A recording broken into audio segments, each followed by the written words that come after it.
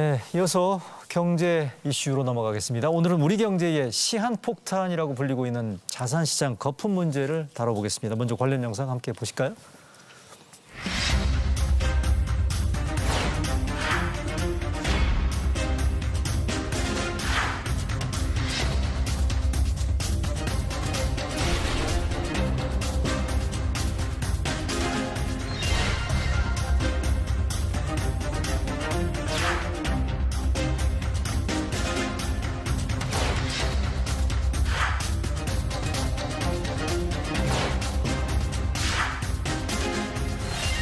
경기의 흐름이 우리의 예상대로 흘러간다고 한다면은 다음번 회의에서 기준금리 추가 인상을 고려할 수 있다고 생각을 합니다.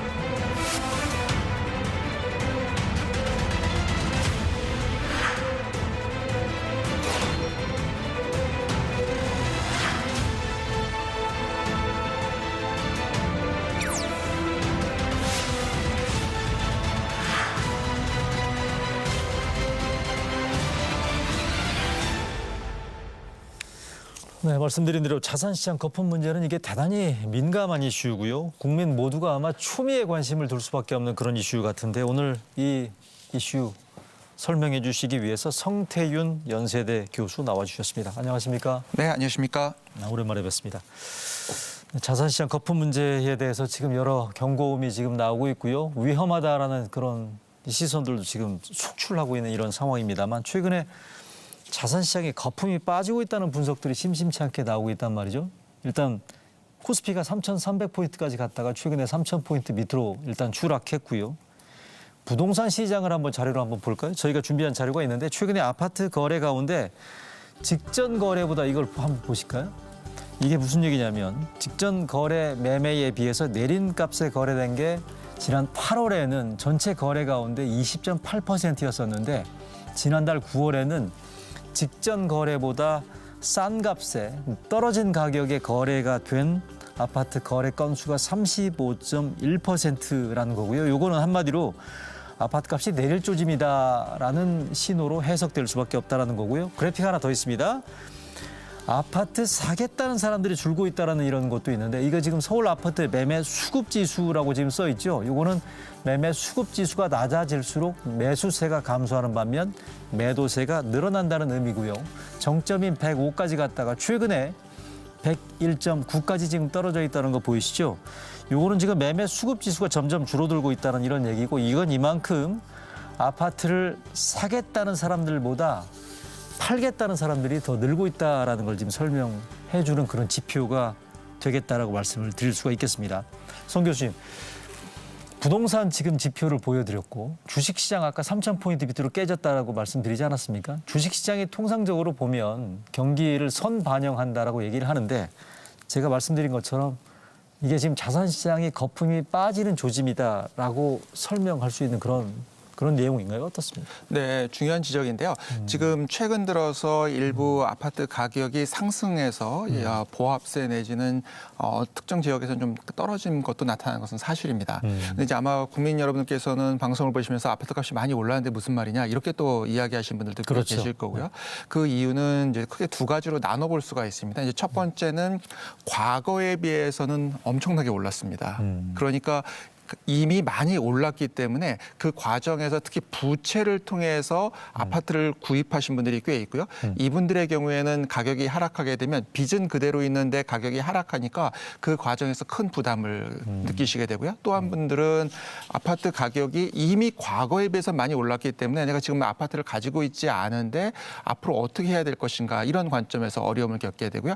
결국은 가격은 이 아파트나 주택을 중심으로 급격히 올라도 항상 문제가 발생을 하고 급격히 내려가도 항상 문제가 발생되기 때문에 이제 안정적으로 유지되는 게 중요한데 최근 들어서는 이 불안정한 모습들이 계속 나타나고 있어서 자산시장의 불안정성이 높아지고 있다 이렇게 표현하는 것이 되겠고요.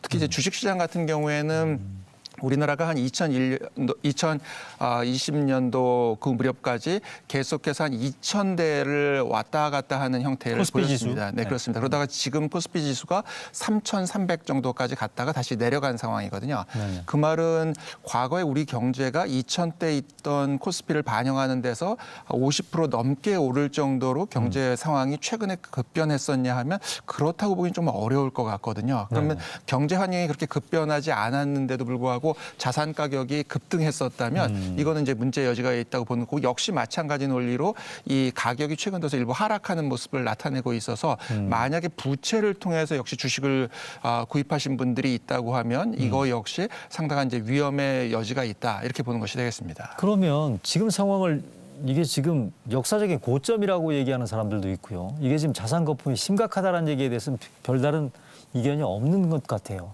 현재 상황이 자산시장의 거품이라고 얘기할 수 있는 게 어느 정도 상황인지에 대해서 이게 진단이 가능합니까? 우리가 특정한 자산 가격을 보고서는 그것이 지금 거품이다 이렇게 사전적으로 이야기하기는 매우 어렵습니다.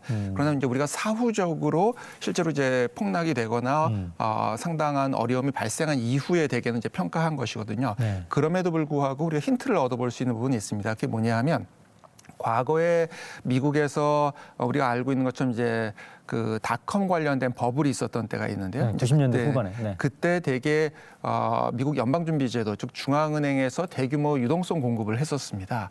그러다가 이제 유동성 공급이 계속되면 결국 이제 물가 압력이 생기니까 이거를 일부 회수하는 작업을 시작을 할 수밖에 없습니다.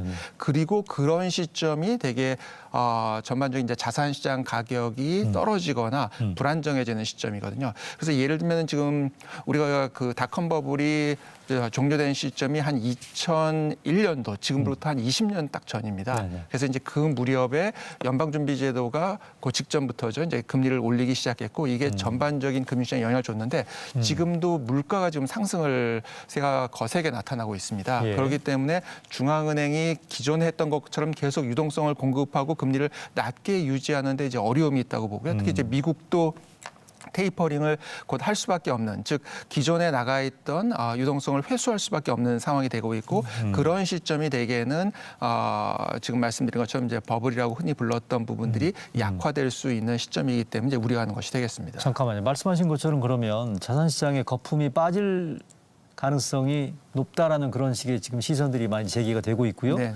시기가 2001년 방금 그 닷컴 버블이 빠졌던 시기 직전에 있었던 미국 연방준비제도 이사회의 기준금리 인상 말씀하셨지 않습니까? 네네. 지금도 미국에서 보면 FRB 연방준비제도에서 보면 자산 매입을 지금 유동성을 회수한다는 거 아니겠어요? 네. 기준금리도 인상한다고 얘기하는데 그 본격적인 자산 거품이 빠지기 시작하는 시점을 지금 두고 여러 가지 논란이 있습니다. 그게 지금 다음 달이라고 얘기하는 사람들도 있고 뭐 아직 시간을 좀 여유가 있을 거다 이런 얘기도 많이 합니다만 미국 연방준비제도 이사회의 기준금리 인상이랄지 테이퍼링 말씀하신 것처럼 유동성 회수 이게 지금 직접적인 계기가 될 수 있을 거라고 보십니까? 네, 물론이고요. 이 이제 중요한 거는 실제로 뭐 다음 달이든 뭐 내년이든 바로 시작하는 것 자체가 문제가 아니라 기존에는 한 내후년 정도를 많이 생각을 했습니다. 그래서 한 내후년 정도의 테이퍼링을 하는 거로 많이 생각을 했었는데 거의 지금 내년 정도로 앞당겨지지 않겠는가라는 생각을 하고 있고 여기에는 미국의 소비자 물가 상승률이 매우 좀 높아지고 있는 현상이 담겨져 있습니다. 지금 거의 한 5%대까지로 지금 보고 있기 때문에 물론 코로나19 상황에서 회복되면서 되는 파트가 있긴 한데 이게 워낙 세게 붙게 되면 경제 미국 역시 이제 불안정성이 높아진다고 생각을 하니까 테이퍼링을 좀 더 앞당길 수 있다라는 논의가 나오고 있고 그러한 신호가 자산 시장에 가게 되면 이제 이것이 불안정해지는 이제 요인이 된다고 볼 수 있고요. 미국의 경우에는 오히려 자산시장이 불안정해지면 약간 테이퍼링을 연장하는 형태로 다시 또 대응을 해서 오히려 미국 시장이 안정화될 수도 있는데 이제 문제는 미국의 그러한 조처가 앞당겨질 수 있다라는 소식 자체 또 이런 뉴스 자체 이런 부분들이 신흥국을 중심으로 해서는 불안정 요인을 만들었던 것이 사실입니다. 그래서 대개 미국이 이러한 테이퍼링 이후에 금리 인상과 같이 유동성 회수를 시작하던 시점이 대개 미국 이외의 경제들을 취약하게 만들었던 상황이고요. 그래서 이제 그러한 상황에 미리 대비해야 되는 측면이라고 볼 수 있습니다. 이제 그런 부분들이 최근에 우리 환율도 좀 불안하게 만들고 우리 원화 가치가 상당히 떨어지는 이제 그런 현상이 나타나는 것하고도 연관되어 있습니다. 그 교수님께서는 지금 말씀하신 걸 제가 유심히 들어보니까 버블 붕괴라는 말은 안 쓰시고요. 자산 시장의 불안정성이 지금 커지고 있다라고 말씀하셨는데 아직 거기까지는 안 갔다는 말씀이시죠? 네, 그렇죠. 뭐 자산 시장이 지금 뭐 붕괴했다 이렇게 할 것이다 이렇게 이야기하기는 붕괴 조짐이다 어렵고. 여기까지는 말씀 안 하시는 거고. 그렇습니다. 그래서 이제 불안정성이 상당히 높아지고 대개는 이제 그런 급박한 상황이 발생하기 이전에 이제 불안정성이 높아지는 항상 신호가 발생을 하기 때문에 이제 그 신호를 어떻게 잘 관리하느냐가 정책 당국의 입장에서는 중요한 부분이 될 것으로 생각이 됩니다. 최근에 근데 눈여겨서 봐야 될 게 자산 시장에 대한 경고음이 정부 사이드에서 특히 많이 나오고 있습니다. 대개 보면 학계에서 이런 얘기들 전문가들이 얘기를 많이 하는 게 그간의 통념이었었는데 정부 사이드에서 이게 지금 자꾸 거품론에 대해서 여러 가지 경고음이 나오고 있습니다만 특히나 정은보 금융감독원장이 얘기한 이른바 퍼펙트 스톰 이게 지금 시청자들한테 설명을 해드려야 될 것 같아요. 관련 발언 한번 저희가 준비된 거 있는데 보여드리겠습니다. 정은보 금융감독원장이 취임사에서 이런 얘기를 했어요. 외환, 주식, 부동산, 가상자산 비트코인이죠. 전반적으로 변동성이 확대될 가능성이 있고 상호 연계성 등으로 퍼펙트 스톰이 올 수 있다. 저 밑에 맨 세 번째 줄에 퍼펙트 스톰이라는 거. 성 교수님, 퍼펙트 스톰이 뭔지 그다음에 이게 실제로 현실화될 가능성이 있다고 보십니까? 방금 말씀드린 것처럼 이제 되게 금리를 올리거나 유동성을 회수하는 시점이 되면 자산 가격들이 이제 일제히 하락하는 국면이 나타나는 경우들이 있고요. 자산 가격이 하락했는데 기존에 대출을 통해서 자금을 조달해서 그 자산을 구입했으면 자기가 가지고 있는 부채 부담은 가만히 있습니다. 그런데 자산의 가격이 떨어져 버리니까 원래 이 부채를 일으켰던 사람들 입장에서는 실질적인 원리금 상환 부담이 엄청나게 커져 버리는 상황이 발생을 하는 거거든요.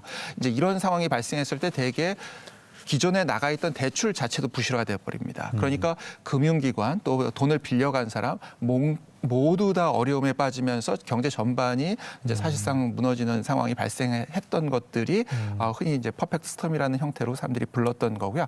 이제 지금은 그러면 지금 이런 이야기를 하는 거는 뭐 지금 당장 이런 일이 일어난다고 아마 뭐 정책 당국에서 이야기하는 것은 아니고 이러한 개연성이 높아지고 있기 때문에 우리가 대출, 특히 이제 가계 대출이나 이런 부분들에 대한 관리가 필요하다라는 관점을 이야기하는 것이 되겠습니다. 이제 그렇지 않고 이제 관리를 자꾸 하는 쪽으로 가게 되면 여기에 대한 또 불만이 나올 수도 있기 때문에 이제 그런 부분들에 대한 사전적인 경고의 의미가 정책 당국에서 있는 것이 아닌가 생각이 듭니다. 미리미리 대비하라는 그런 시그널이라는 말씀이시고 이런 만큼 정은보 금융감독원장이 언급한 퍼펙트 스톰의 한가운데에 있는 게 가계 부채고요. 네, 우리나라가 OECD 경제협력개발기구 회원국 43개국 가운데 국내 총생산 대비 가계 부채 비율이 제일 높다는 그 수치도 있는데 그거 한번 보여드리겠습니다.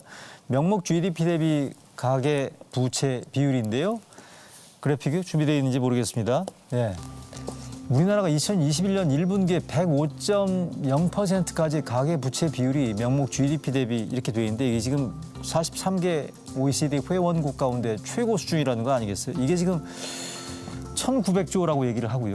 이게 지금 얼마나 위험하다고 보십니까? 이렇게 말씀드려야 될 것 같습니다. 이제 사실 모든 부채 수준은 그 자체도 위험성이 있지만 이게 최근 들어서 2019년 4분기 한 95% 되던 게 한 5분기 사이에 GDP 대비해서 한 10%가 늘어버렸거든요. 그러니까 2년 만에? 네, 그렇습니다. 그러니까 5분기 만에, 그러니까 5분기 1년하고 만에? 1분기 만에. 아, 그러네요. 네, 그러니까 사실은 아주 매우 급속한 속도로 지금 가계부채가 증가한 것으로 보입니다. 잠깐만, 그 그래픽 하나 다시 한번 띄워주시겠어요? 지금 성 교수님 말씀하신 것처럼 2019년 4분기에 비해서 2021년 1분기까지 5분기 만에 지금 이렇게 10%포인트가 올랐다는 거 아니에요? 네, 그 얘기죠? 그렇습니다. 이게 얼마나 급속한지 좀 매우 급속한 속도라고 지금 볼 수 있고요. 네네. 특히 이제 최근 들어서 보면 이 총량 이거는 이제 GDP 대비한 비율이고 그다음에 총량 대비해서도 작년 대비해서 거의 한 10% 정도 늘은 것으로 이렇게 보입니다. 그러니까 네. 실제 절대 금액 그다음에 상대적인 비율 이런 부분들이 많이 늘었고요. 아까 이제 앵커께서 진행하시면서 이제 말씀하신 것 같은데 이제 OECD 국가들 가운데 많이 늘었다 이렇게 표현하셨는데 이제 이 자료는 최근 우리나라의 일종의 이제 시계열상에서 증가한 걸 보여주는 거고요. OECD 국가들의 대상으로 한 거를 국제결제은행에서 조사한 자료들이 있는데 대개 우리나라가 한 GDP 대비해서 또는 가처분 소득 대비해서 한 5, 6위권. 그런가요? 네네. 그 그건 제가 수치를 정정을 해야 되겠네요. 네네. 그 정도 수치로 대개는 이제 추정을 합니다. 네네. 물론 이제 그거는 평가하는 방법에 따라 좀 다르긴 한데. 최고 그래서 수준은 아니고 5, 6위권. 네네. 아직 뭐 1위 수준은 아니고 1위는 아니고 한 5, 6위권 정도 내외 정도로 이렇게 보통 평가를 하거든요. 네. 그래서 근데 그것도 매우 높은 수준인 건 사실입니다. 그러니까 속도도 빠르고 절대 금액도 크고 그다음에 다른 국가들하고 비교한 부분도 크고 이제 이런 부분들이 상당히 좀 문제가 되고 있다고 보고요.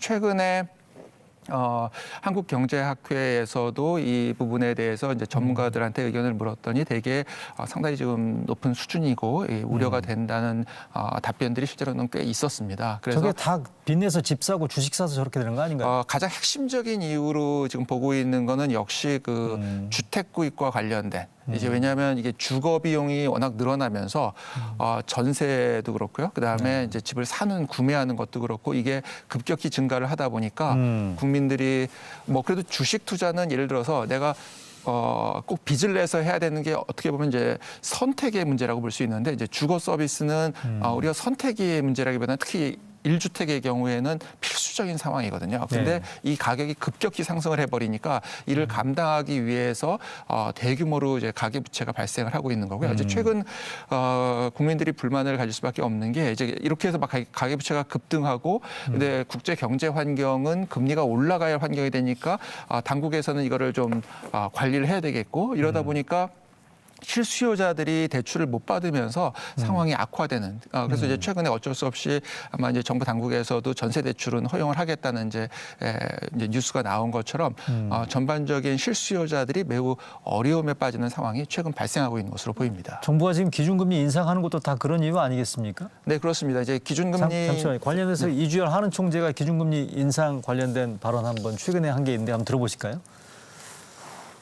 경기의 흐름이 우리의 예상대로 흘러간다고 한다면은 다음번 회의에서 기준금리의 추가 인상을 고려할 수 있다고 저는 그렇게 생각을 합니다. 다음에 여러 가지 상황을 보고 그 상황이 지금 우리 금통위가 보고 있는 그런 상황과 크게 어긋나지 않으면 추가 인상을 고려하는 것이 좋겠다는 것이 어떻든 오늘 회의에서 다수의 위원의 견해라는 걸 제가 말씀을 드립니다. 저게 그러니까 가계부채 1,900조 부분들을 서서히 지금 바람을 빼겠다라는 거 아니겠습니까? 그러니까 두 가지 측면이 역시 이것도 있습니다. 그래서 지금 말씀드린 것처럼 가계부채가 특히 부동산 수요와 관련해서 급격히 늘어 있는 부분, 그런데 해외 경제 여건은 금리 상승 쪽으로 가고 있는 부분이 한 축에 있고요. 또 한 축에는 물가가 지금 또 급등하고 있습니다. 아하. 그래서 물가 상승세가 거세기 때문에 올 연초만 해도 한 식료품을 중심으로 해서 좀 제한된 형태의 물가 상승이 있었습니다. 물론 이제 그것도 국민들이 체감하는 거는 상당히 어려운 상황이었지만 최근 들어서는 식료품에 제한되지 않고 전방위적으로 지금 물가가 오르고 있습니다. 그렇기 때문에 유동성 회수를 위한 금리 조정, 금리 인상이 불가피한 상황으로 생각되고요. 다만 이제 최근에 올렸었기 때문에 아마 아주 최근에 있었던 금통위에서는 금융통화위원회에서는 바로 올리지는 못한 것으로 보이는데 그럼에도 불구하고 이제 금리를 올려야 되겠다는 압력은 높아질 수밖에 없다. 예를 들어서 한국은행에서 관리하는 소비자 물가 상승률 목표치가 2%입니다. 근데 지금 거의 4월 이후에 6개월 이상 2% 넘게 지금 올라 있는 상황입니다. 근데 아마 또 국민들께서는 2%라고 하면 물가가 그밖에 안 올랐냐라고 생각하실 텐데 이제 실제로 생산자 물가 같은 경우는 한 지금 7% 정도 올라가 있고요. 그다음에 출하되는 품목에다가 해외에서 들어온 품목들까지 합한 공급 물가 지수는 지금 한 11% 정도 지금 올라가 있는 것으로 보입니다. 그다음에 지금 아까 제가 원화가 약세가 됐다 이렇게 표현을 드렸잖아요. 그래서 이제 그 요인까지 겹쳐가지고 해외에서 물건 들여온 거는 지금 한 21% 정도까지 치솟은 것으로 보입니다. 그러니까 이 물가 상승세가 워낙 거세기 때문에 이를 관리하기 위해서 결국 이제 원화 약세도 상대적으로 우리나라가 유동성을 많이 풀어놨다라고 생각되는 부분에 의해서 네. 작용하는 부분이 있기 때문에 네. 그래서 결국은 금리를 올리고 중앙은행이 유동성을 일부 회수하는 작업이 지금 불가피해지고 있는 상황으로 판단이 됩니다. 그런데 지금 이게 연착륙을 기대하고 연착륙을 시도한다는 거 아니겠습니까? 네네. 근데 통상적으로 역사적으로 봤을 때 자산 시장에 껴있는 그런 거품 같은 게 이렇게 그러니까 부드럽게 빠지는 경우가 있었습니까? 되게 이렇게 큰 소음을 낸다거나 큰 충격을 주고서 빠지지 않나요? 지금 제가 그게 아까 저희가 제일 경계해야 될 부분일 텐데. 네, 닷컴 버블을 말씀드렸는데 이제 닷컴 버블 같은 경우는 말하자면 이제 연착륙을 시키다가 사실상 시장이 상당히 어려움에 빠졌던 그랬죠. 경우라고 볼 수 있을 것 같고요. 네. 실제로 이제 연방준비제도에서 서서히 금리를 올려서 약간 조정을 했던 경우들도 실제로는 있습니다. 이제 그 경우는 우리에게 알려져 있지 않기 때문에 이제 말하자면 연착륙이 됐기 때문에 우리가 모르는 거죠. 그런데 이제 대개 우리가 아는 경우들은 연착륙이 잘 안 됐던 경우들은 우리가 아는 거고요. 그런 의미에서 한국은행, 경우 이제 중앙은행에서 어떤 식으로 금리를 서서히 조정하면서 이걸 갖다가 말하자면 연착륙 시키냐가 이제 중요한 부분이 되겠습니다. 이제 되게 그래도 금리를 낮추는 거는 상대적으로 조금 쉽다고 생각을 하거든요. 왜냐하면 이제 거기에 대한 불만은 적기 때문에. 근데 이제 금리를 올려갈 때는 거는? 이게 조금 더 어려운 작업인 건 사실이고 훨씬 더 이제 중요하다고 볼 수 있고요. 특히 이제 최근 들어서 가계부채를 총량으로 막 규제를 하다 보니까 전세대출 대출도 못 받고 중도금을 중간에 이제 내셔야 되는데 이제 어려움에 빠지고 그다음에 특히 서울 같은 지역은 대개 지금 다 거의 고가 주택이 돼버린 상황입니다. 그런데 고가 주택이기 때문에 대출을 이제 안 하는 형식으로 다 조이다 보니까 이제 여기에서 국민들의 이제 불만들이 꽤 있고 그 이유 중에 하나는 어떤 의미에서는 이제 사전적으로 좀 그 금리 조정이 좀 잘 안 되고 있었던 부분도 영향이 있는 것으로 보이긴 합니다. 지금 기준금리 인상 말고 가계부채 등등에 대해서 연착륙을 할 수 있는 가장 시급한 과제가 있다면 정부 당국에다가 우리 교수님께서 말씀해 주실 게 있다면 뭐가 있을까요? 실제로 이제 실수요자들에게는 대출이 나가게 하면서 이제 관리하는 것이 가장 중요하다고 보입니다. 그 실수요자의 개념에는 결국 이제 지금 현재 상황에서는 이제 주거와 관련돼서 어쩔 수 없이 대출을 받아야 되는 분들이 있거든요. 이제 이분들의 대출까지 막아버리는 거는 상당히 문제가 있다. 그래서 이제 결국은 최근에도 이제 전세 대출은 허용해주겠다고 한 것처럼 실수요자들 그러면서 소득이 있고 신용도가 있어서 상환이 가능한 분은 사실은 대출을 받아서 주거 서비스 자금을 마련할 수 있도록 해드리는 게 사실은 맞습니다. 그리고 이제 그러면은 소득이 낮거나 이제 신용도가 낮은 분들은 어떻게 하라는 얘기냐. 사실 이제 이분들은 금융으로 해결할 일은 아니거든요. 그러니까 왜냐하면 지금 상환 능력이 상당히 떨어져 있기 때문에 이제 이런 분들에 대해서 초점 있게 사실은 재정에서 이분들은 지원을 해주는 게 맞습니다. 그래서 재정 같은 정책과 금융 정책이 말하자면 결합이 돼야 되는데 결국은 소득이 있고 신용도가 있어서 돈을 갚을 수 있는 분들은 금융 대출이 나가서 이분들이 안정적으로 주거 서비스 부분을 해결할 수 있게 해주고 아예 그게 안 되는 분들은 우리 왜냐하면 이제 재정을 모든 분들한테 다 잘 해드리면 좋겠지만 사실 이제 결국은 정부 재정이라는 것도 한계가 있기 때문에 이제 그런 분들에 대한 지원을 통해서 이분들이 좀 더 낮은 금리나 재정 쪽에서 이제 지원을 받도록 하는 이런 정책을 결합시키는 게 실제로는 중요하다고 생각이 듭니다. 하여간 뭐 부동산 시장도 안정을 잘 꾀해야 될 물론이고요. 테고요. 네. 송 교수님 말씀 들어보니까 정책 당국이 정말 정신 바짝 차려야 되겠다라는 생각 지울 수가 없습니다. 오늘 말씀 여기까지 듣겠습니다. 말씀 잘 들었습니다. 네, 감사합니다. 네, 이루어진다 라이브 오늘 저희가 준비한 소식은 여기까지고요. 시청해 주신 여러분 고맙습니다.